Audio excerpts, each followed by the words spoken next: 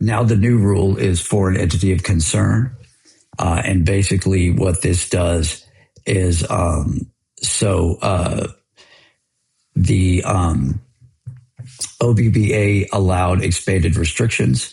And so what it basically means now is on these credits, China, Russia, North Korea, and Iran you can't have any involvement with those companies. There's very specific rules. This comes into play on 2026 credits. So 2025 credits are grandfathered in, but the stuff that's new for 2026 is gonna have this qualification. Lawyers are still kind of arguing over this. And then hydrogen has no FEOC restriction, so it's kind of a weird, odd duck. So what is recapture? The IRS has the right on ITC credits to claim the credit back for a 5-year window, and there's a number of different things that can trigger that recapture. This effectively means the seller would have to give the money back, some percentage of the money back to the buyer. That's basically how this works. And there's insurance that covers this risk, okay? And so net, this is only in the infrastructure type of credit, the factory type of credit. In a credit that uses a PTC credit or a production credit, so the sneakers example, those cannot be recaptured. So really just depends on the type of credit that you buy. And these are covered over a 5-year window. And so it's a very low historical recapture rate. Again, it's a very small percentage chance. And then every year it goes down. So this is from the placed in service date, not the date you buy it, but from the date that it was placed in service. Every year it drops 20% for the end of 5 years, the last 20%. And so again, like I said, insurance covers this, but there are a number of different concerns that can cause it. If it stops being a solar plant, it stops producing energy, or they sell it, or they sell the asset, or business failure, et cetera. So again, it can happen, but again, it's very rare, and you have insurance to cover this risk. The IRS has a 5-point test. Basically, they want to know the credit is valid. They basically say, here's what works. So it has to generate electricity or generate energy. Or it has to, again, be the product of generating energy. They've gotten their, registration number. So that's a valid registration number. Seller and buyer are eligible taxpayers. Again, not a FEOC entity for this year. No property or other things exchange. And then it was filed on or returned by the extended due date, but not as prior year returns. Insurance pretty much non-negotiable. It covers recapture events, credit disallowance, as well as audit defense costs. It costs 2 to 3% of the face value, and the seller pays for it almost entirely. It's a cost of doing business. If you're selling credits, it's just a cost that just gets absorbed by the seller. It's not really optional, with the exception of very small, deeply discounted credits. And that usually means stuff that's kind of under a few $1 million. And is deeply discounted. That might be 65 or 75 cents on the dollar. That sort of stuff doesn't have insurance on it. And typically the recapture risk on those is very, very small. Again, the recapture risk on an individual credit is very small, especially with things like a residential portfolio where each credit is 20 or 50,000. You're not going to lose the whole thing. Anyway, I don't want to minimize it, but it is important to try to shop for deals over a certain amount that have insurance.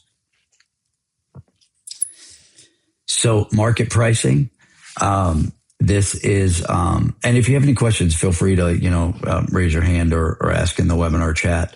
48E, 75 to 91 cents. Sometimes you'll get 92. The higher the amount, typically the larger the credit and the more financially viable the seller. So somebody wants to go to the deepest pockets. So a credit that's being sold by a large company is a large credit, 25 million and above is going to generate the highest price point. Credits that are small, brand new solar installers on, with no financial backing at all, those are going to be the lower end of the price range. Small credits, million to 10 million, and even below a million, those are going to be the most aggressively priced, and they're going to take deep discounts. 45X manufacturing credits are great credits. Those are credits that people like a lot. They're really growing. They're fairly easy to document, and they cannot be clawed back because they're PTC credits by and large. And then clean fuel, same basic thing. These kind of get the higher amount. And the same thing with carbon capture, although I will say carbon capture, the pricing is really good. Many of those are used direct pay, and so you don't see them on the market very often. There's extensive EPA requirements for carbon capture credits. So I put an asterisk next to those. That needs to be a really smart, educated buyer.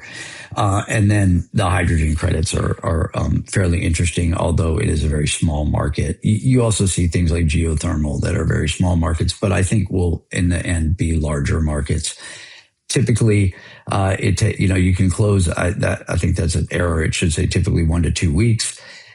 But for things like complex deals or tax equity, it may take longer. But you can close them usually in a couple of weeks. Hey, yeah, go ahead, please. Okay.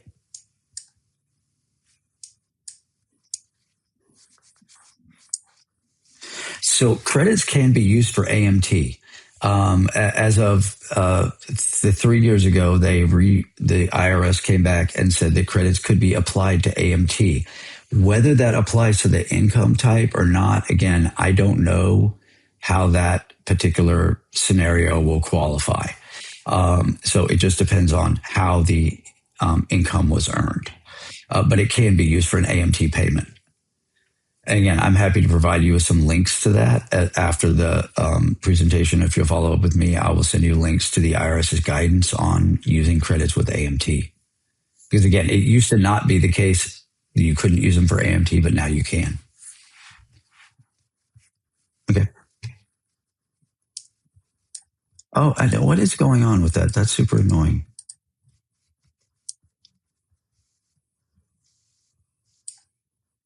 Okay, I'm just going to go to this. You don't need to see my face. It's fine.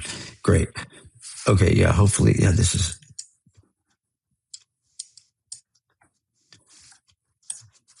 Okay. Thank you, bud. And thanks for asking that question. That's a really great question. I really appreciate that. So you don't get a lot of I don't see like people there's not a lot of feedback here. So I just feel like sometimes I'm just talking, just dead air. So if you do have some feedback or whatever, that's great. So timing considerations, it can take 4 to 6 weeks, kind of start to finish. It can take longer if you have to register credits. Again, if you're a seller, I think this is more of a buyer thing. You can do it as quick as a couple of weeks. If the credits are registered, the package is clean, the cost seg is finished, you really know what you're doing. But I would allocate, call it 3 weeks to a month from the time you start to find credits. I don't know anybody who has credits, blah, blah. Like, again, start sourcing. If you're talking about people who are filing extensions or even filing on the 15th, that's very tight. But if you're talking about people who are filing an extension, then you have plenty of time to do that. But a good time to start is kind of right after April 15th. People will start really looking aggressively, trying to get credits placed. This is kind of Christmas for selling credits. And so for registration, that can take up to 4 months. What the IRS says and what the IRS does, obviously, those can be different, but net, you want to make sure you've registered it with plenty of time. And so typically registration for the current tax year, so the 2026 registrations won't open until mid-August.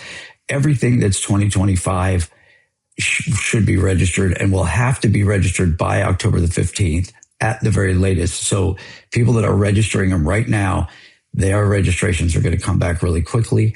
So it can take a couple of weeks in a fast scenario with the IRS. But again, you don't pay until you have a registration number. So if you're a buyer, don't pay till you see the registration number. And so really good deals close quick. Things that are messy or don't have records, those can just never close. Sometimes it's better if the seller is not organized and doesn't have a good data room or a good Dropbox folder of the documentation on the credits. If they don't have that in order, the best thing to do is just buy a different credit. That's kind of what we tell people. If the seller's house is not in order, it's better to it's easier, faster, and cheaper, and will save you more money in the long run to just move on.